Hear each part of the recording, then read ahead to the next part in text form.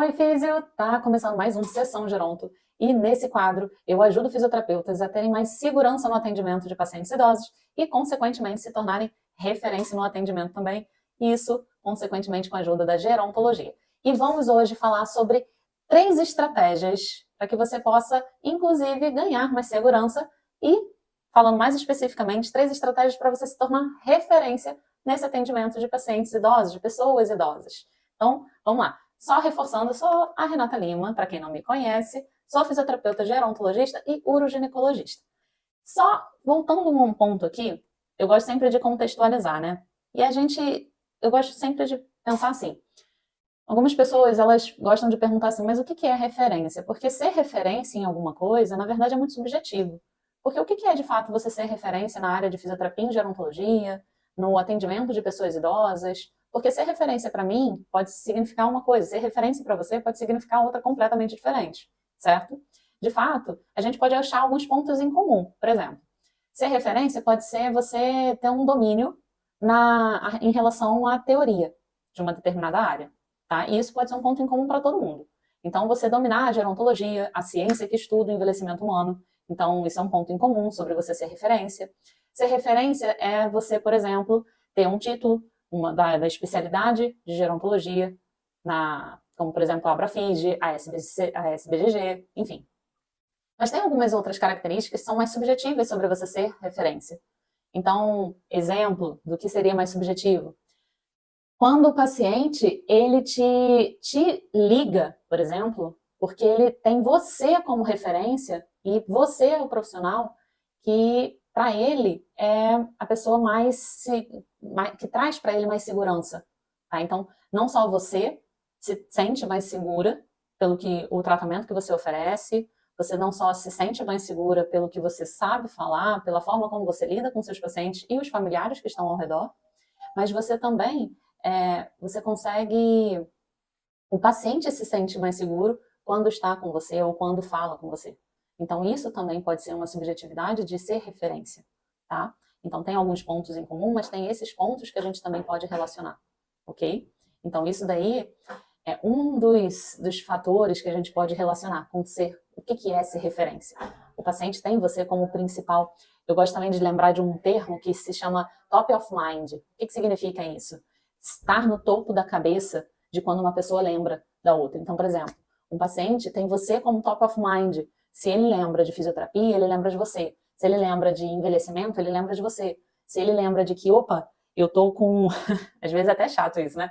Mas, sei lá, né? Vamos lá, se eu tô com dor, eu vou lembrar da doutora fulano, tá? Então, às vezes até é delicado. Por exemplo, eu gosto de falar muito um termo de urogerontologia. Então, se eu tô com algum problema urinário, vou lembrar da Renata. Se eu tô com alguma queixa de equilíbrio, vou lembrar da Renata, tá? Então, esse é o top of mind. Então, ser um profissional que estou no top of mind, na cabeça dos meus pacientes, ou de outros pacientes, ou melhor, de outras pessoas, que são o meu público-alvo, tá? Então, eu tenho também que ter consciência de quem é meu público-alvo, mas isso daí é uma estratégia que eu vou falar daqui a pouco. Segura o coração aí. Eu ainda não cheguei nas 3 estratégias ainda. Então, se eu tenho definido o meu público-alvo, e para esse público-alvo eu estou como top of mind, para mim isso também é referência, tá? Pegou aí o conceito do que é ser referência? Beleza. Vamos passar para um próximo ponto, que se a gente compreendeu o que é ser referência, desde um conceito mais subjetivo até um conceito mais, digamos assim, um pouco mais objetivo do que é ser referência no sentido mais literal de, eu tenho domínio do conceito geral de gerontologia, tenho um título, enfim. Vamos pensar agora do porquê que isso é importante. Eu trouxe dentro da minha fala, eu já trouxe alguns motivos do porquê que isso é importante, certo? O paciente, vamos pensar agora na cabeça do paciente, né? Por que isso é importante para o paciente? Poxa, pensa assim, o paciente ele precisa de uma pessoa referência. Afinal de contas, essa pessoa ela também está num cenário de vida em que ela tem que ouvir diversas opiniões muitas das vezes. Ela tem que ouvir diversas pessoas, vão ser muitas pessoas dando muito pitaco muitas das vezes, tá? Por que isso é importante? Lembra também da importância de uma equipe multidisciplinar. Só que às vezes são pessoas que nem sempre se interagem, conversam. A gente nem sempre, né, vai ver esse cenário ideal.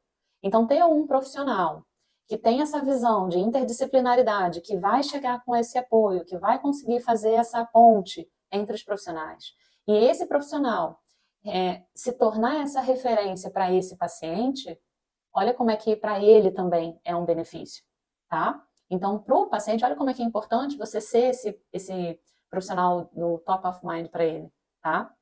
Porque para ele vai ser um benefício imenso. Afinal de contas, ele também não sabe nem para onde atira. Um profissional fala uma coisa, o outro profissional fala outra coisa, só sei que nas conversas não se encaixam.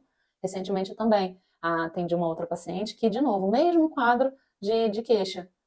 Fui num médico, fui num outro profissional, aí, não, graças a Deus, quando chegou no cenário que eu fui atender, graças a Deus já tinha retirado uma série de situações. Mas a queixa era, nossa, na época que ela estava numa situação mais delicada, na época estava com vários profissionais e os profissionais não se conversavam. E aí, até que chegou um outro profissional que conseguiu fazer essa conversa toda e começou a retirar, inclusive, os medicamentos, que eram 18. E eram medicamentos que faziam muito o mesmo efeito. E aí foi um profissional que conseguiu fazer digamos, essa limpeza, sabe? Então imagina que esse profissional é o top of mind, entende? Aí recentemente eu ouvi essa mesma queixa, que muitas das vezes se repete o tempo todo, sabe?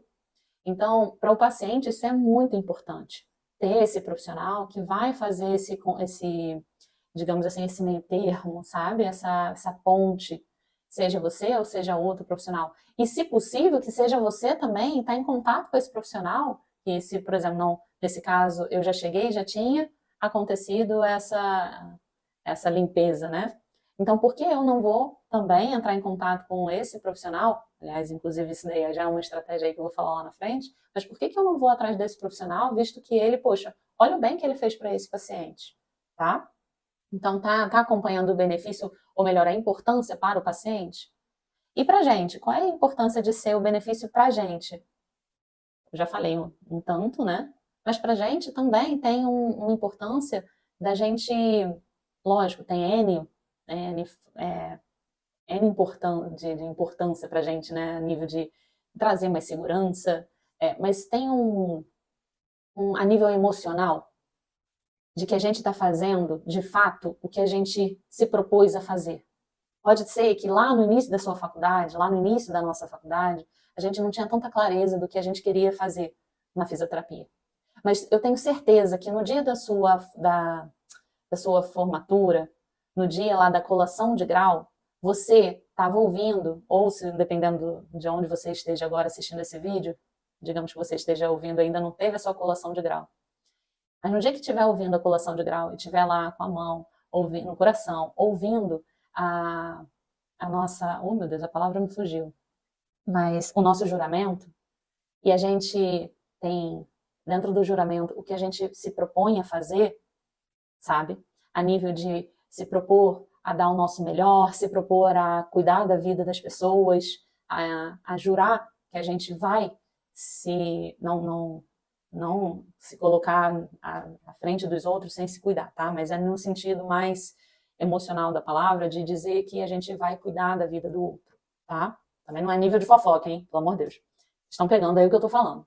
Então, quando a gente se põe a querer ser referência, também tem esse fundo, sabe? Essa pegada de que eu quero realmente fazer isso, sabe? Eu quero dar o meu melhor dentro do que eu posso dar do meu melhor e eu vou buscar isso, ponto, tá? Dentro do que for possível, mas eu vou buscar isso. Esse é o meu melhor.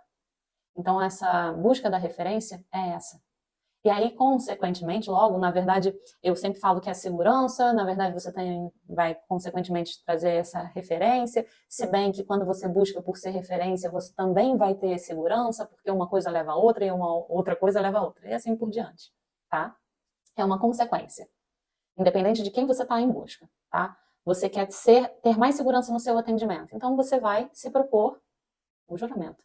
Você vai se propor a buscar aquilo. Então você vai se empenhar mais, estudar mais, buscar por aquilo. E, consequentemente, você vai refletir isso também no seu atendimento, porque isso é uma consequência, vai te trazer mais referência. Você vai alcançar essa referência.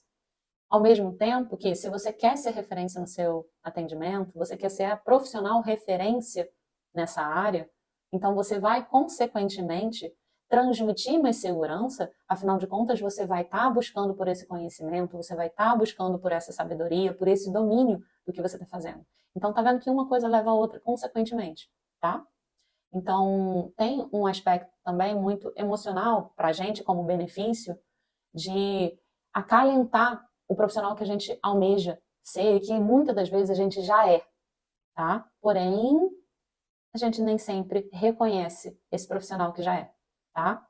Então, a nível de benefício para o paciente é importante, porque esse paciente, muitas das vezes, ele está muito confuso, principalmente nessa determinada faixa etária, porque tem muita informação chegando, tem muito acontecimento, inclusive é uma das estratégias que eu vou falar a nível, enfim, tem muita coisa acontecendo ao mesmo tempo, e muita informação chegando, e quem é o profissional que vai conseguir acalmar e organizar essas informações para que ele possa, opa, ok, o caminho que eu preciso, vou chegar e organizar dessa maneira. E eu dei o exemplo muito do medicamento, mas não é só a nível do medicamento, mas acaba que isso é o exemplo mais claro, né? Porque, por exemplo, uma das síndromes geriátricas, que eu vou falar um pouquinho melhor daqui a pouco, mas é a iatrogenia medicamentosa. Eu falei de um caso recente, que foi essa avaliação recente que eu fiz, era um quadro de 18 medicamentos. E que um profissional chegou e conseguiu reduzir para 4. Olha o quadro dessa paciente. 18 medicamentos, muitos deles estavam repetidos, pelo que eu soube, tá? E reduziu para 4. E agora, olha a perspectiva. E agora, aí eu cheguei, estou avaliando o quadro, e agora eu vou entrar em conversa com esse profissional, que é o top of mind dessa pessoa, vou entrar em conversa com esse profissional para que a gente, com o tratamento da urogerontologia, consiga reduzir mais um. Mas tem necessidade, Renata, de reduzir mais um? Tem. Sabe por quê? Porque dentro do quadro clínico dessa paciente, tá? Dentro do quadro clínico dessa paciente, ela tem perspectiva de reduzir mais um medicamento se o tratamento evoluir da forma como eu estou imaginando o prognóstico, lembrando que o prognóstico, a gente tem todo um processo para visualizar esse prognóstico, tá? Com base em alguns tripés, digamos assim, alguns pilares, ok? Evidência científica, prática clínica e, lógico, o que o paciente vai seguir, ok?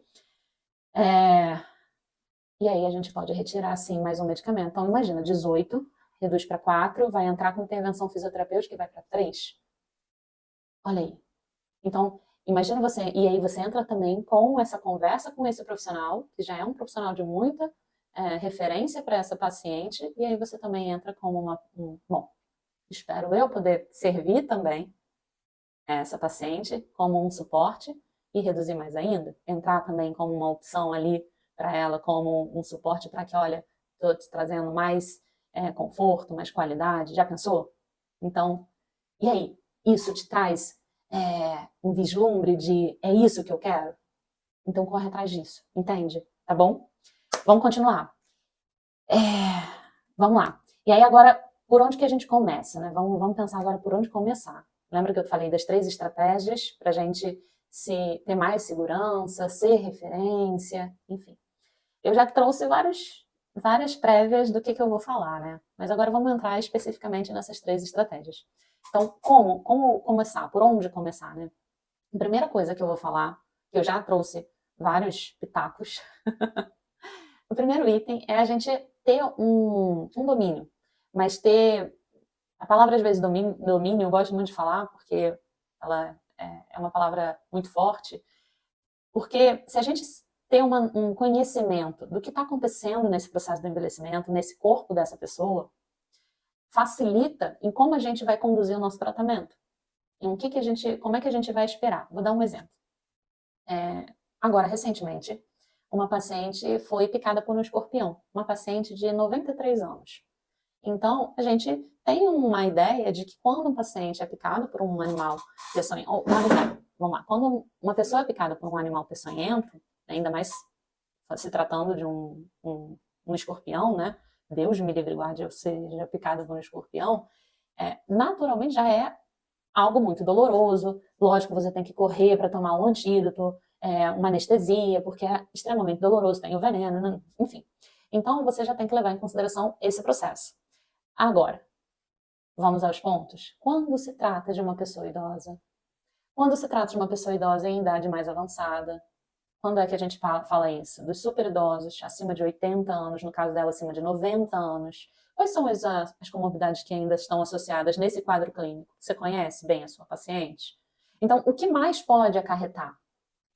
Qual é o comportamento de uma pessoa, independente da faixa etária? Como é que é o comportamento de uma pessoa, independente da faixa etária, que é picada por um escorpião e que vai lá e passa por todo o processo do antídoto, dos medicamentos, anestesia, enfim, medicamentos para dor? Como é que é o procedimento? Agora, como é que é o procedimento com a pessoa idosa? Então, ter essa visão, porque como é que é o processo do envelhecimento? O que está acontecendo nesse corpo? Como é que é a reação do corpo num processo de envelhecimento em relação à anti-inflamação, ou sistema anti-inflamatório, oh meu Deus, sistema anti-inflamatório não, a palavra que eu quero me fugiu, mas em relação a... Eita ferro, fugiu completamente, mas o que eu quero dizer é em relação ao combate a uma inflamação. Pronto, foi. Então, ter esse conhecimento vai facilitar a gente pensar melhor, raciocínio clínico, tá? Fisioterapêutico, de como conduzir o nosso tratamento. Então, uma das estratégias para que a gente se torne essa referência, tá? Para que a gente tenha esse domínio, esse conhecimento sobre a área, é isso. É pensar, tá, ok, o que eu posso fazer para que eu possa ter maior conhecimento? Então, um dos pilares, por exemplo, que eu gosto de falar sempre dentro da FIP, que é a fisioterapia para pessoa idosa, é conheça o processo do envelhecimento. Ah, mas eu preciso conhecer desesperadamente, eu preciso conhecer tudo, meu Deus do céu, ferrou, eu não consigo. Calma, não é que você tem que da noite para o dia conhecer, não, é impossível isso. Aos poucos, vá aprendendo. O que acontece nesse corpo? Não dá para aprender tudo de uma vez só. O tempo todo a gente está aprendendo, o tempo todo a gente tem que estar se atualizando. Calma, vá com calma, tá? Mas uma das dicas, uma das 3 estratégias que eu quero passar nesse vídeo é isso. Conheça o processo do envelhecimento. O que está acontecendo nesse corpo? Tá? O que está acontecendo com o nosso corpo? Recentemente eu fiz um evento eu gosto muito de pensar em criar uma comunidade, sabe? Isso é uma da terceira estratégia que eu vou falar. E aí eu penso muito em criar essa comunidade, e aí eu tenho feito vários eventos, enfim. E aí, lá dentro, eu falo muito sobre nós estamos envelhecendo. Ah, mas você tem aí seus poucos 30 e poucos anos. Sim, mas eu tô com meus 30 e poucos anos e tô envelhecendo. E saber do processo do envelhecimento me ajuda a saber como envelhecer. Porque não é tão fácil assim, né? E aí a gente saber também para o nosso paciente também ajuda a saber para a gente em como fazer. Há algum tempo eu já venho até por uma questão da minha saúde, né? Por conta disso, né? Poxa, como eu quero envelhecer? Porque isso começa desde sempre.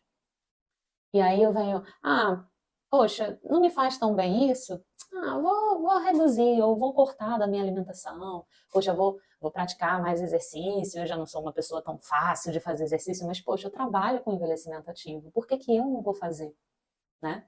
Mesmo eu sendo uma pessoa difícil de fazer, eu sou daquela pessoa que gosta mais de ficar em casa, vendo meus bons filmes e séries, né?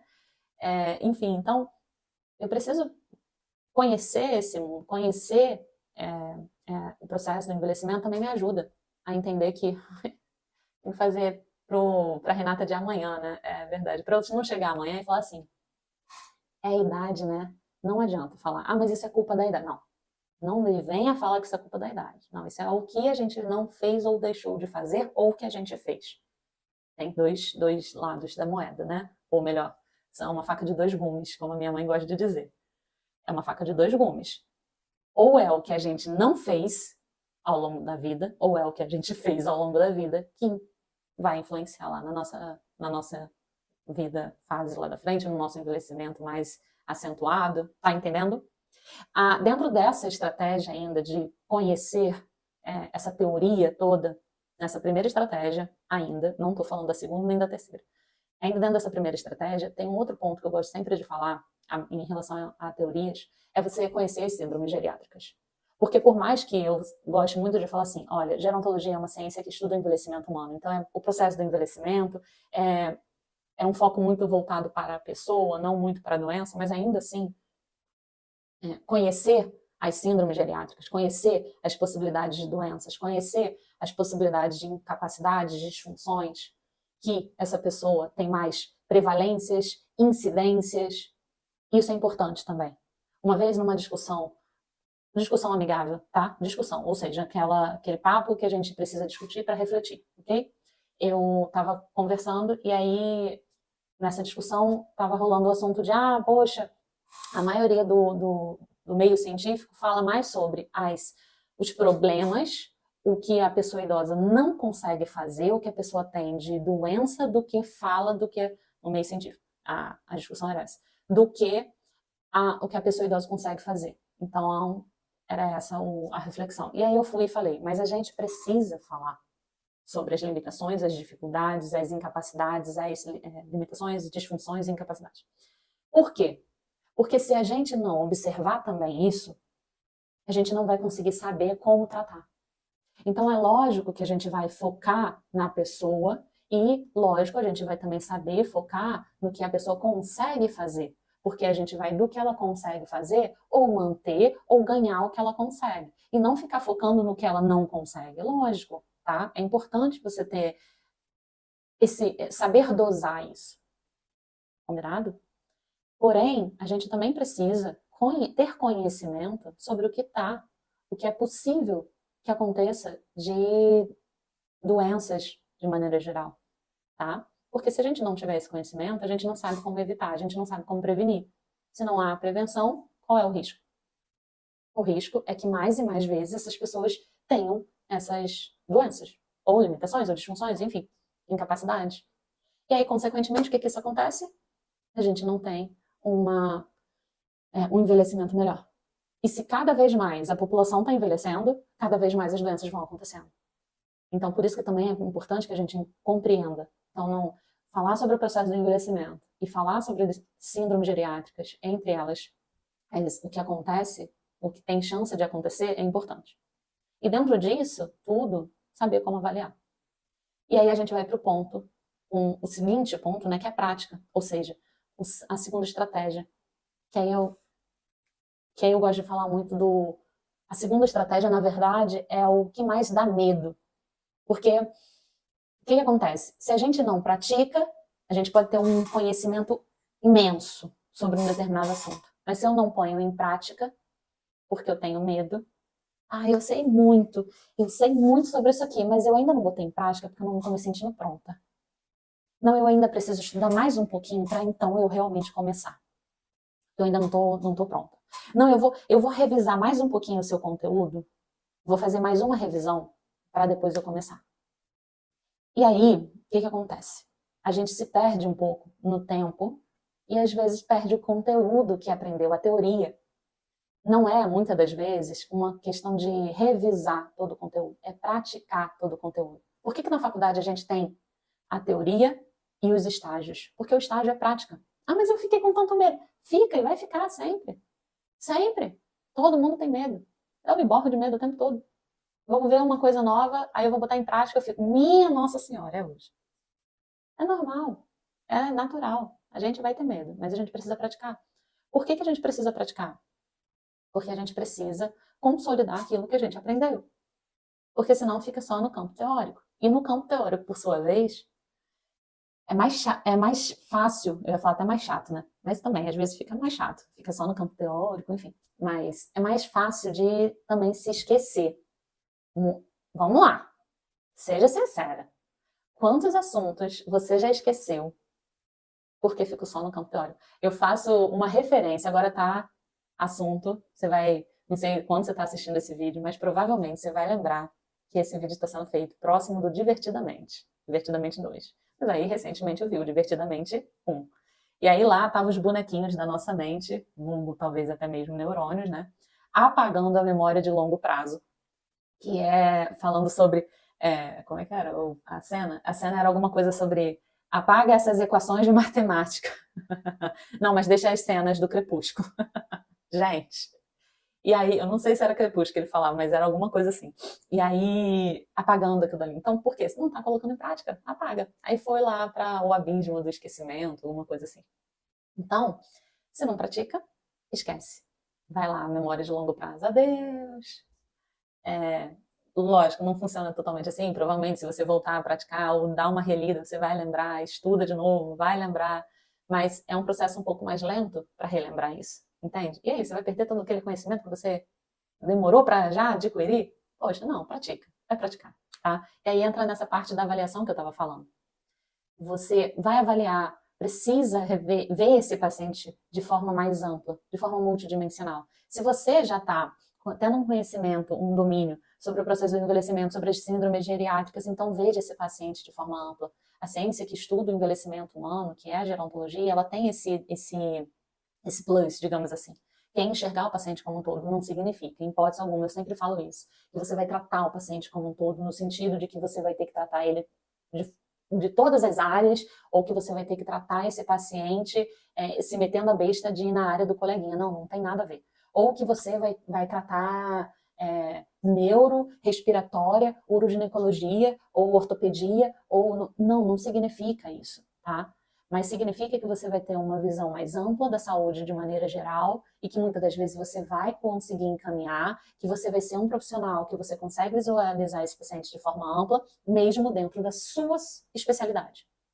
Mas que você não vai segmentar esse paciente. Entende?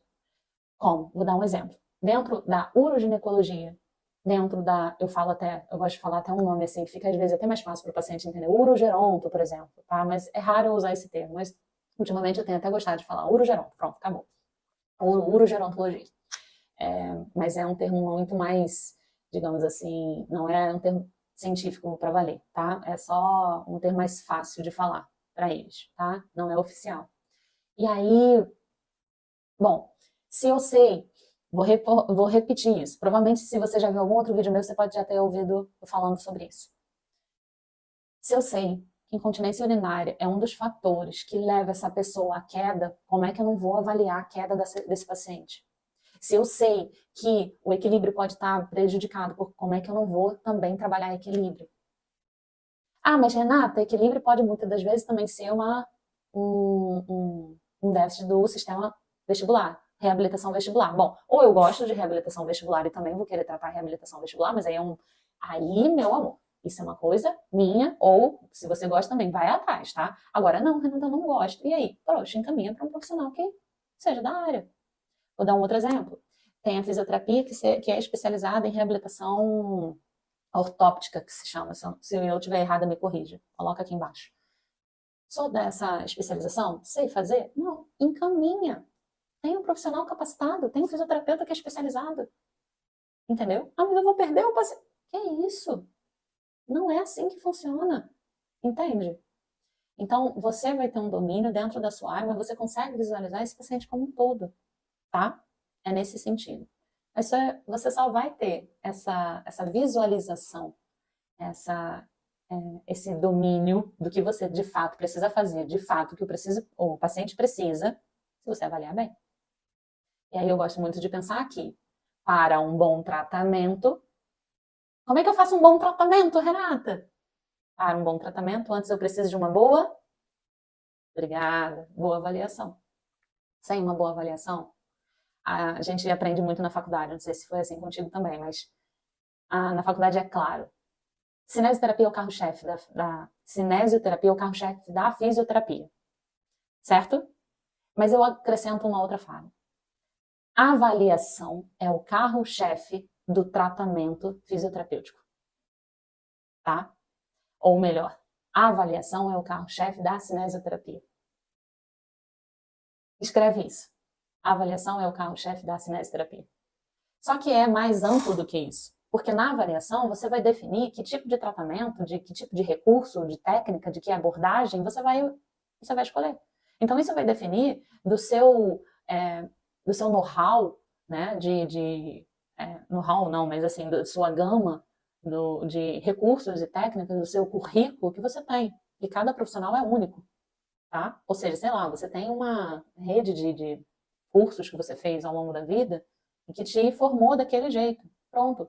Dali, se, por exemplo, uma vez uma aluna perguntou assim para mim, Renata, dry needling, né? Líquidos, não sei nem falar, eu confesso que eu não tenho conhecimento sobre. Aí ela perguntou, aí, sobre dry needling, aí eu falei, olha, não tenho conhecimento sobre, mas você tem o curso, você vai definir quando, como abordar. Você que tem esse conhecimento, você é uma profissional única para, entende? Então, com base na avaliação, você vai definir quando, como utilizar no seu paciente, porque é você que fez a avaliação. Então, às vezes, aí vamos para uma outra estratégia já, dando esse gatilho, terceira estratégia. Dentro disso tudo que eu falei, a terceira estratégia, que eu já dei um pitaco lá, é a gente falar sobre gestão. E aí vamos para gestão. Dentro de gestão, a gente precisa entender que independente do patamar que você esteja no seu negócio. Ah, mas eu sou autônoma, pessoa física. Ah, mas eu já sou pessoa jurídica, eu quero me tornar pessoa jurídica. Independente disso.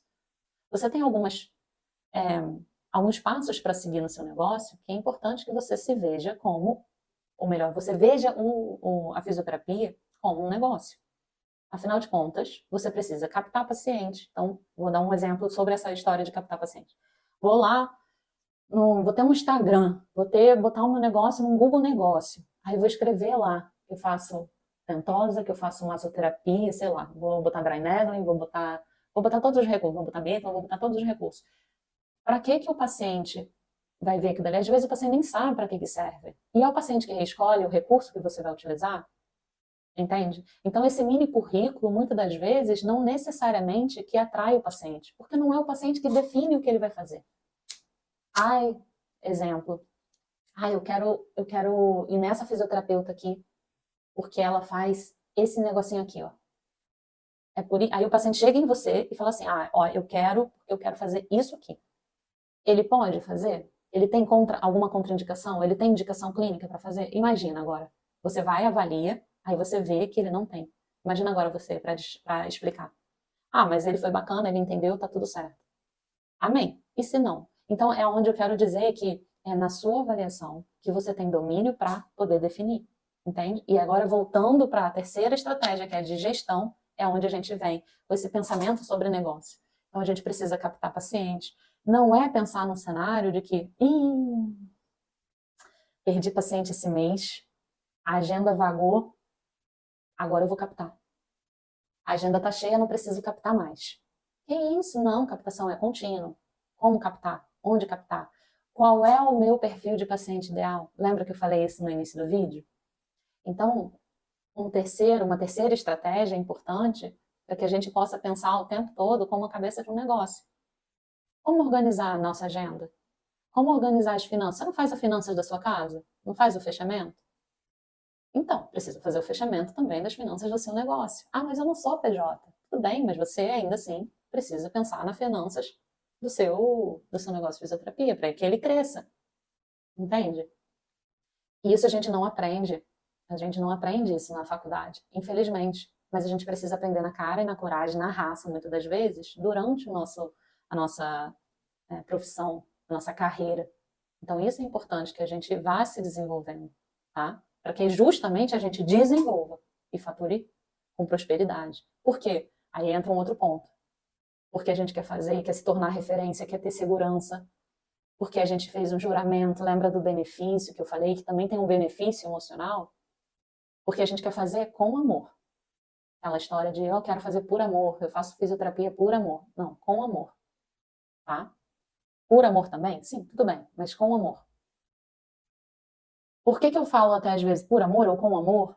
Porque pode parecer igual. Ah, é por amor e com amor, pode parecer igual. Mas tem para mim, Renata, tem um significado de vez um pouco diferente.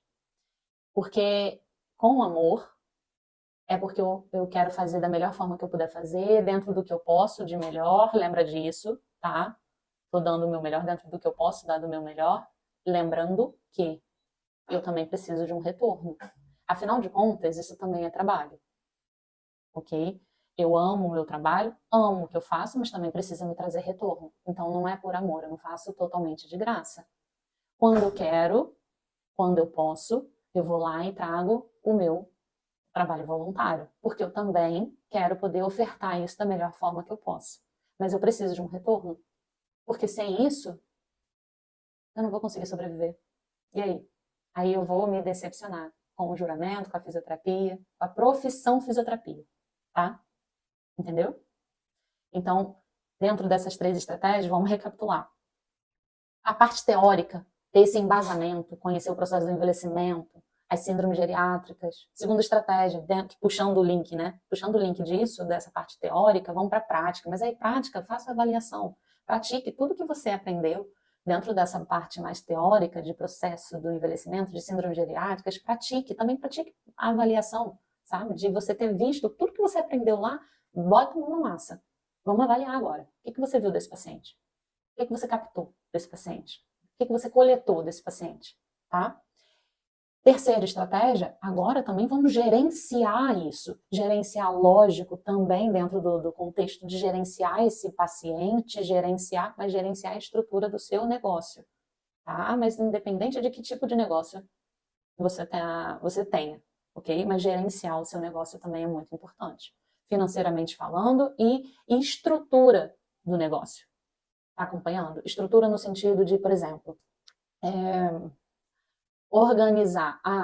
Hoje eu vou sentar e vou fazer um pequeno trecho aqui para poder captar mais pacientes. Hoje eu vou sentar, vou organizar as fichas dos meus pacientes. Isso também é organizar, é gerenciar a estrutura do negócio. Não é só a parte financeira, tá? Então também tem essas outras estruturas. Então, 3 estratégias para você se tornar referência, para você ter mais segurança, que uma coisa leva a outra. Combinado? Agora, eu vou fazer um convite, que é o seguinte. Se você ainda não se sente tão segura no atendimento de pacientes idosos, mas você tem esse desejo, você tem essa vontade de se tornar, ok? Eu vou te convidar para você clicar no link que está nessa descrição. Eu não sei exatamente quando você está vendo esse vídeo, mas tem uma oportunidade para você entrar nesse mundo com segurança e para você se tornar referência, combinado? Então, clica no link da descrição para você entrar nessa oportunidade e você também, vou pedir para você comentar aqui se tudo isso que eu falei fez sentido e mais, na verdade. Comenta também se faltou alguma coisa que eu não incluí, se você incluiria alguma coisa a mais dentro dessas 3 estratégias, tá bom? Comenta e compartilha com alguma amiga física que você tenha, que ela também gosta de atender pacientes idosos, que ela ama, e que também aí está um pouquinho insegura, ou que está também precisando aí desenvolver não só a segurança, mas que está almejando desenvolver a referência, tá bom? Beijo e até o próximo vídeo.